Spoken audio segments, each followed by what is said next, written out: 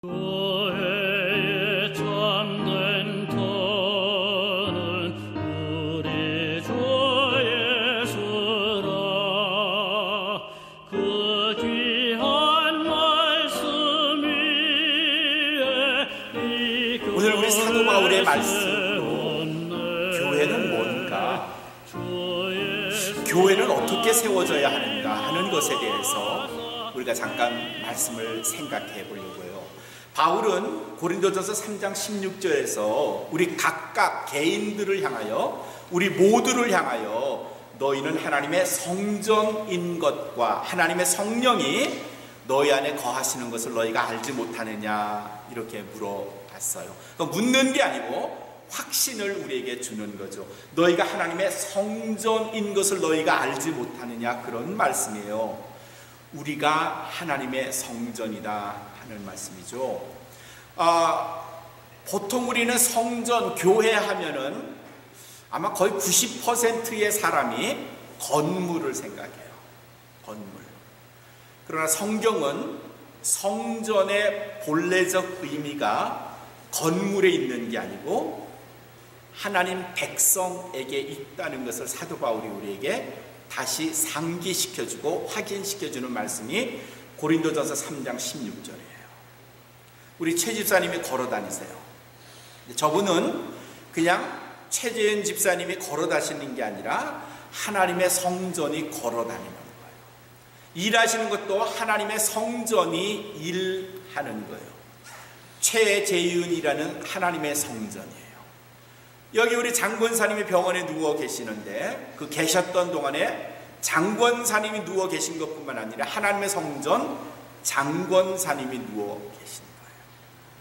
사도 바울은 우리에게 너희가 하나님의 성전인 것을 너희가 알지 못합니까? 여러분이 아직도 모르시겠습니까? 여러분은 하나님의 집, the temple of God 입니다. individually, 우리가 개인적으로 우리 모두는 하나님의 성전이라는 것을 나타내는 독립개체라는 것을 사도 바울이 가르쳐 주죠. 오늘 에베소서 2장에서 사도 바울은 각각의 개인으로서 하나님의 성전인 것을 우리에게 말했을 뿐 아니라 우리가 개인적으로도 하나님의 성전이지만 이게 유기적으로도 집합체로서도 모여서도 하나님의 성전을 이룬다는 것을 에베소서 2장에서는 말해줘요. 임권사님도 하나님의 성전이고 최집사님도 하나님의 성전이고 김상국 권사님도 하나님의 성전이지만 이것이 예배하는 처소로서 공동체로서 모이면 그것조차도 집합체로서 공동체로서 하나님의 성전이라는 거예요. 개개인도 하나님의 성전이지만 그 개개인이 모이면 하나님의 성전이 되는 거예요. 그런데 그 성전은 어떻게 되는가 하면 그 되어지는 그 모양을, 설계도면을 오늘 말씀으로 우리에게 가르쳐 주는데 20절에서 사도 바울은 우리에게 이렇게 말씀해 주십니다. 우리가 어디에 세워졌느냐 하는 것을 말씀하시는데, 너희는 어디에 위해 세워졌다? 사도들과 선지자들의 터 위에 부르심을 입은 자라. 사도들 아포스, 선지자들 prophets, 구약에 있었던 하나님의 선지자들과 사도들의 터 위에, 이게 무슨 말일까요?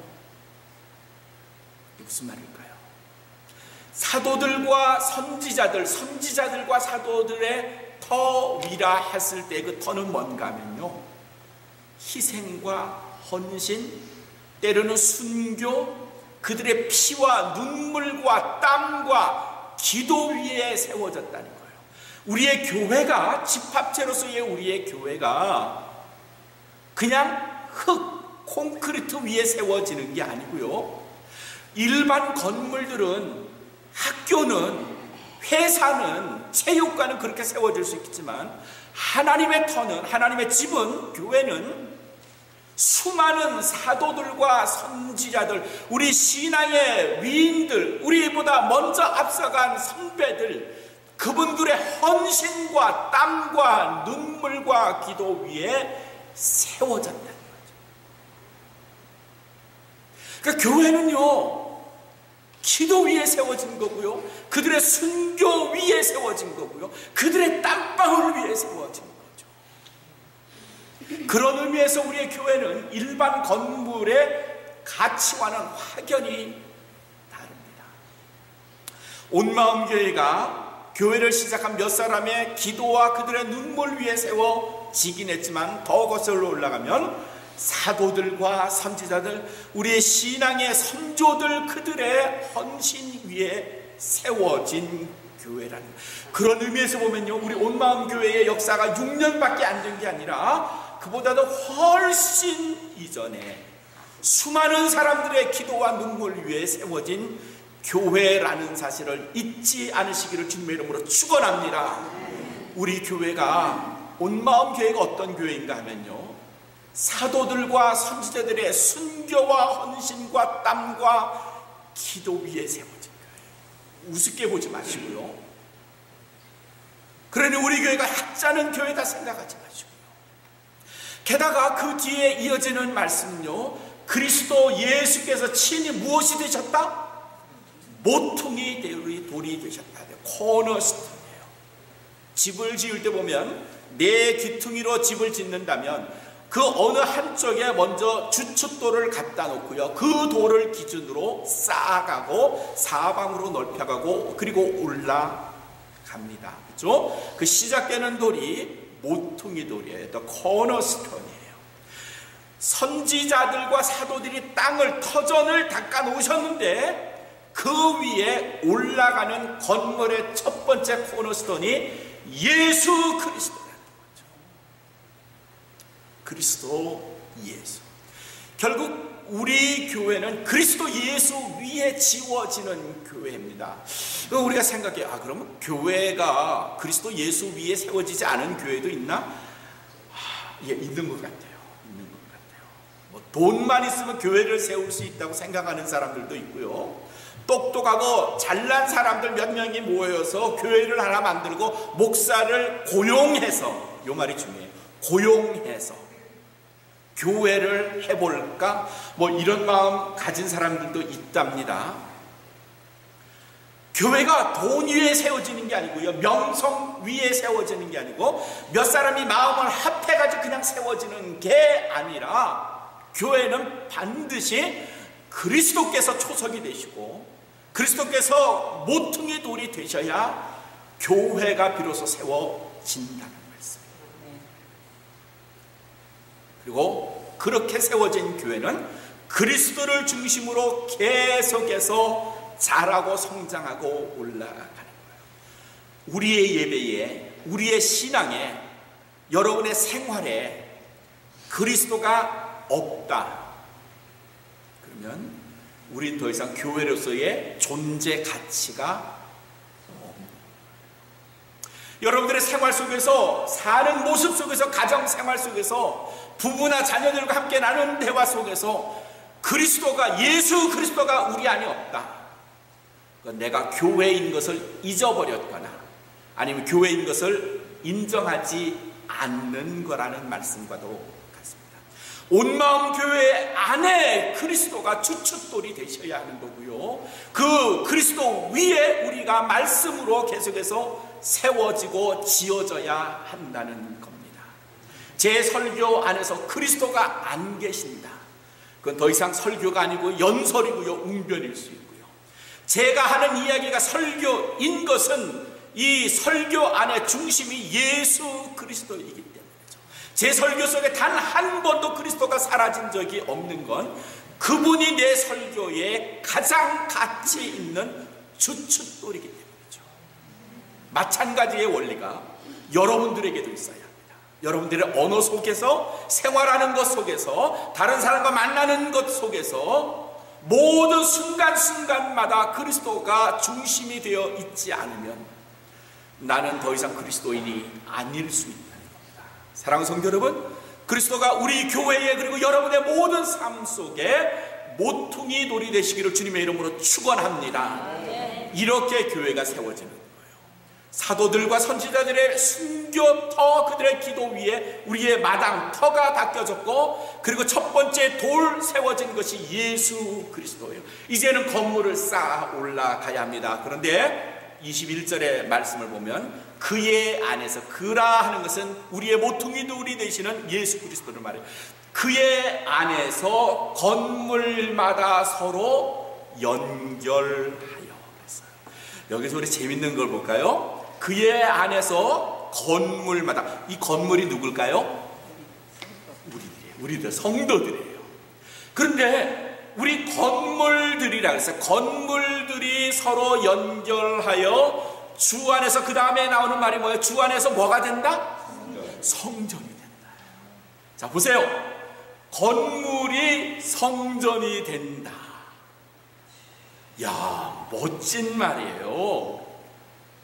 저나 여러분은 태생적으로 별 볼품 없는 그냥 건물이에요. 말이 좋아 건물이죠. 쓰러져가는 원두막집, 초가집일 수 있고요. 뭐 그냥 조금 나오면 기와집일 수도 있고요. 번듯한 건물일 수도 있지만, 그러나 그것들은 그냥 언젠가는 다 사라지고 별 유용하지 못한 그냥 건물이에요.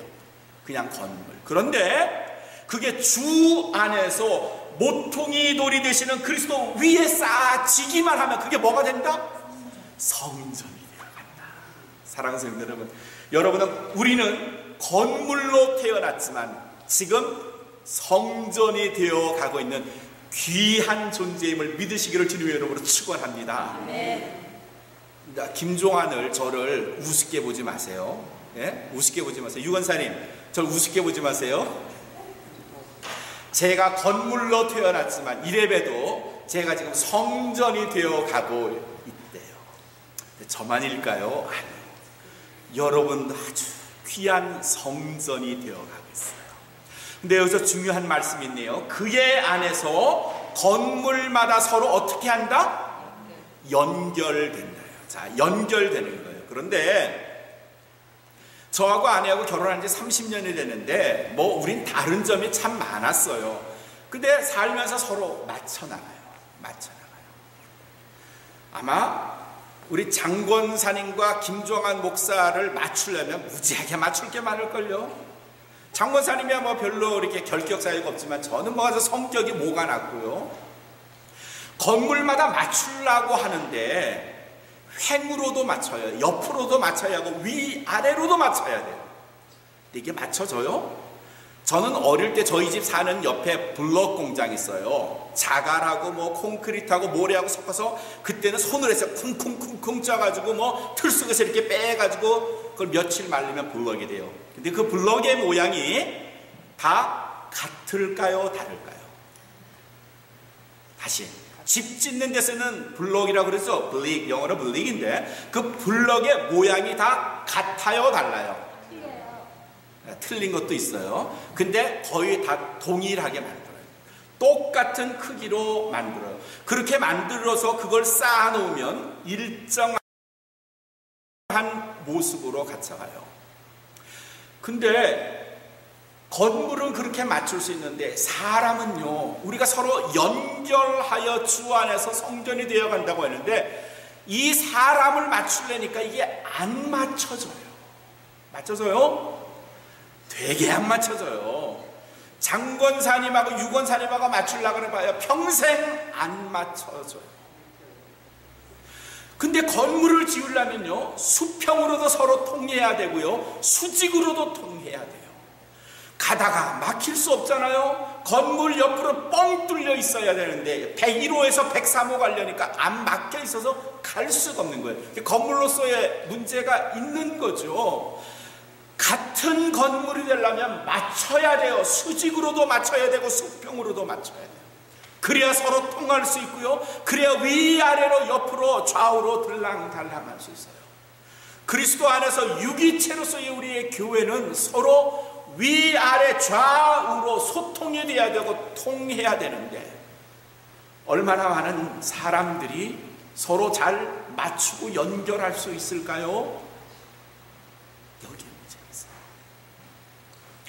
난 얼마나 다른 사람과 잘 맞추려고 노력하는가?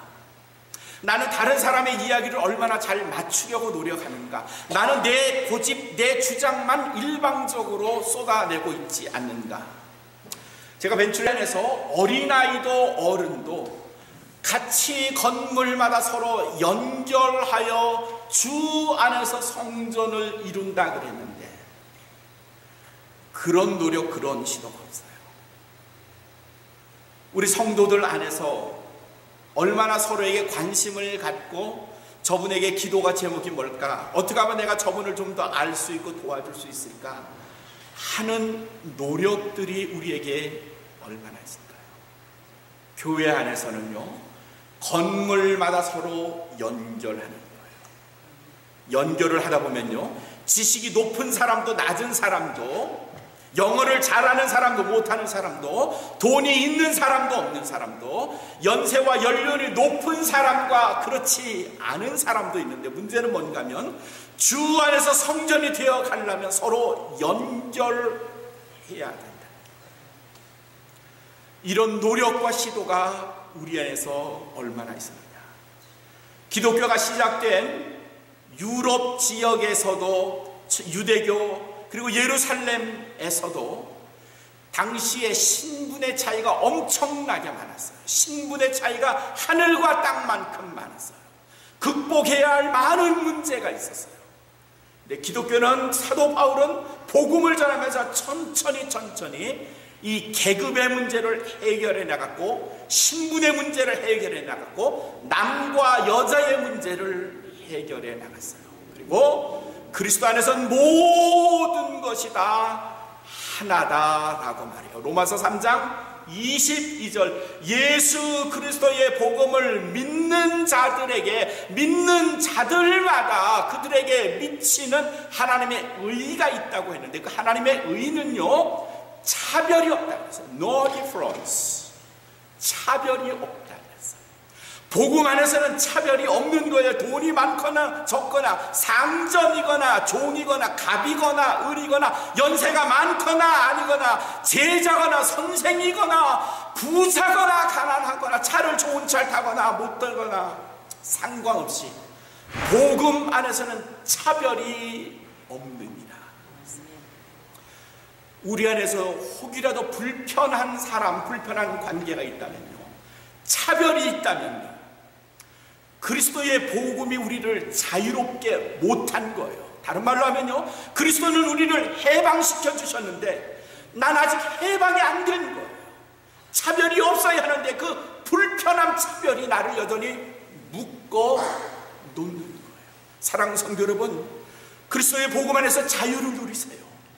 차별, 그것 때문에 나 스스로를 옥죄이거나 얽매이게 하지 마세요. 자유하세요. 초창기 한국에 들어온 복음도 사실은 계급 간의, 계층 간의 문제로 인해서 어려움을 상당히 많이 겪었어요. 1893년에 서울에서, 조선에서 6번째 교회가 세워졌습니다. 그 교회를 세우신 분은 사무엘 무어라는 목사님이에요. 곤당골 교회가 세워졌는데, 곤당골이 어딘가 하면 지금의 롯데 호텔 근처가 당시는 곤당골이라고 그랬대요. 그 지역에 교회가 세워졌어요. 양반들이 모였어요. 열심히 사무엘 무어 목사님이 복음을 전파해서 그 교회가 2년 만에 한 20명의 양반들이 모이는 교회가 됐어요. 무어 목사님은 교회를 시작하면서 학교도 같이 시작했어요. 아이들을 가르치는 일을 한 거예요. 그런데 그 지역에 박성춘이라고 하는 한 백정이 살았어요. 그 박성춘이라고 하는 백정은 자기는 백정이로서 사회에서 가장 낮은 게 인간 취급도 못 받는 그런 대우를 받고 살지만, 자기 아들은 교육을 한번 시켜봐야 되겠다고 생각해서 무어 목사님이 시작한 학교에 아들을 보내기 시작했어요. 박봉출이라고 하는 아들이에요. 근데 아들은 학교에 보냈지만 이 박성춘이라는 사람은 교회를 나가질 않았어요. 교회하고 나하고 상관없고 그냥 양반들만 모이는 곳이고, 그래서 교회를 안 나갔어요. 그러다가 이 사람이 콜레라에 덜컥 걸려버렸어요. 박성춘이라는 사람이 콜레라에 걸렸고, 당시로서 콜레라는 거의 죽음에 이르는 병이에요. 그 사실을 알았던 무어 목사님이 의료 선교사였던 에디슨 목사님을 소개해줬어요. 에디슨 목사님은 고종의 병을 관리하고 보살펴주는 상감마마에게 가서 고쳐주고 그의 손을 잡아줬던 그 에디슨 목사님이 하루는 박성춘 씨를 찾아왔어요. 그리고 정성껏 치료해줬어요. 알아봤더니 바로 나를 고쳐주는 이 에디슨 목사님이 상감마마를 고쳐주는 그 의사라는 사실을 알고 깜짝 놀랐어요. 아니, 당신같이 귀한 분이 어떻게 나를 고쳐주십니까? 아니요, 그리스도 안에서는 상감마마나 당신이나 나나 저 사람들 다 똑같습니다. 그 예수를 찾아갔어요, 박성춘이라는 사람. 그리고 그리스도를 영접했고요, 마침내 세례를 받게 됐어요. 그런데 양반들이 예배를 드리러 갔다가 어느 날 인간 취급도 할 수 없는 백정 박성춘이 자기 교인이 되었을 뿐 아니라 세례를 받는다는 것에 대해서 발칵 뒤집혔어요. 그리고 그 사람을 우리 교회에서 내쫓지 않으면 우리는 교회를 나오지 않겠다고 6명이 작정을 했어요. 20명 교회에서 6명 양반이 떨어져 나가게 됐어요. 큰 문제가 아닐 수 없습니다. 이주사라는 사람이 목사님과 그 나가려고 하는 사람들 사이에서 중재를 섰어요. 목사님, 저 사람들이 나가려고 그러니까 목사님이 반쯤 양보를 하세요. 백정은 제일 뒤에 앉히고 양반들은 앞에 앉게 하면 그 사람들도 괜찮을 겁니다. 그러니 그렇게 하시도록 하시죠. 사무엘 무어 목사님이 어떻게 결정했을까요? 그 제안을 받아들였을까요? 안 받아들였을까요? 그럴 수는 없습니다. 그리스도 안에서 제 안에 예배하러 온 모든 사람은 그 사람이 백정일지라도 하나님의 아들, 양반일지라도 똑같은 하나님의 아들, 차별이 없습니다. 저는 그 제안을 받아들일 수가 없습니다. 이 교회가 어떻게 됐을까요? 곤단골 교회가 반으로 쪼개졌어요. 20명 중에 4명 남고 나머지 사람들이 다 나갔어요. 그리고 나가서 그들이 지금의 교동 쪽에 있는 그곳에 홍문동골 교회를 세웠어요. 그리고 자기들끼리 양반 교회를 자처해요. 우리는 백정을 받아들이지 않겠습니다, 이렇게 말은 하지 않았지만 백정이 없는 양반들만 모여 예배하는 교회로 홍문동골 교회를 세웠어요. 그런데 그 교회는 아무도 가지 않아요. 선교사님들도 예배를 주재하러 설교를 하러 가지 않아요. 그냥 떨어져 나간 그 사람들 뿐이에요. 점점 더 아주 외롭게 예배하는 그 홍문동골 교회의 양반들이 시간이 지나면서 말씀을 읽으면서 자기들이 잘못했다는 것을 인정할 수밖에 없는 시간들이 흘렀어요. 아, 예수님의 말씀이 이게 아니구나. 내 이웃을 내 몸과 같이 사랑하라. 새 계명을 너희에게 주노니 서로 사랑하라.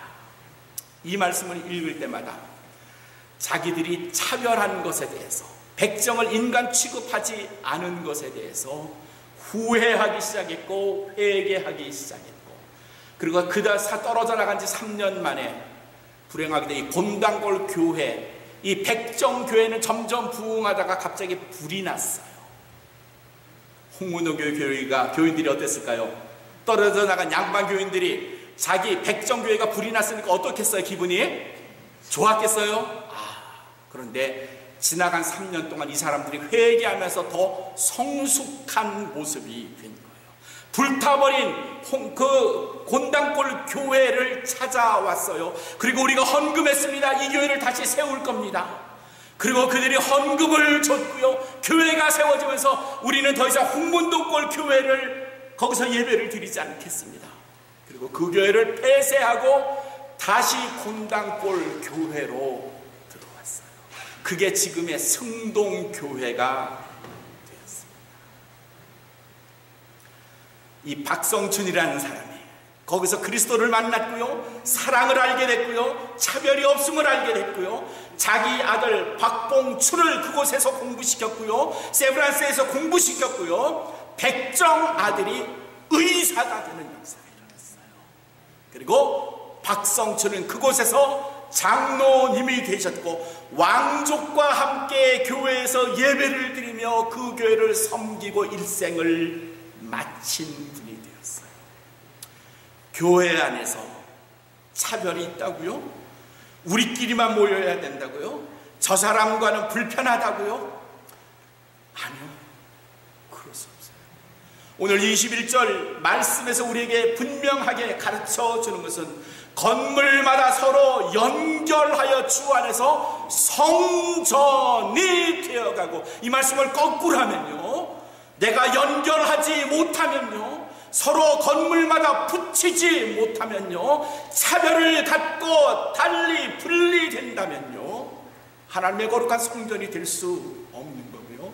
영국의 19세기 가장 유명했던 찰스 스펄전 목사님을 어떤 한 분이 찾아왔어요. 그러면서 스펄전 목사님한테 자신이 이야기를 합니다. 나는 영국 땅에서 가장 좋은 교회, 가장 멋진 교회, 가장 문제가 없는 교회를 찾아다니기 시작했는데 목사님 아직 발견을 못했습니다. 그런 교회 있다면 좀 소개시켜 주시죠.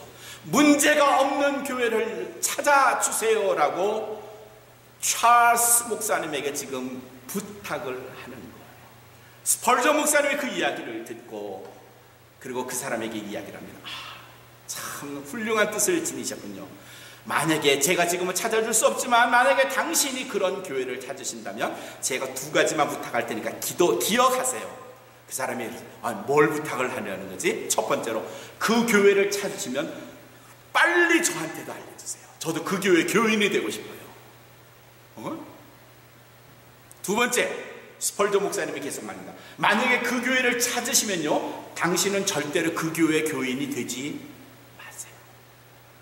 아무 문제 없는 완벽한 교회가 있는데 당신이 그 교회 교인이 되는 순간 그 교회는 문제가 발생하고요, 더 이상 완벽한 교회가 되지 못할 겁니다.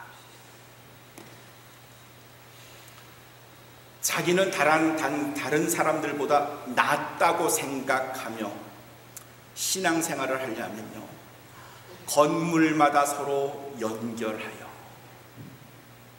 안 됩니다.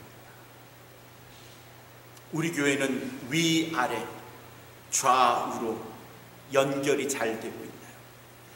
나는 그 연결 잘 하는 일에 가담하고 있나요? 혹시라도 내가 좌우 상하를 다 맡고 나하고는 아무도 연결할 수 없어 라고 말하고 있지는 않은가요? 온마음교회 6주년을 지나고 이제 7주년을 향해서 갑니다.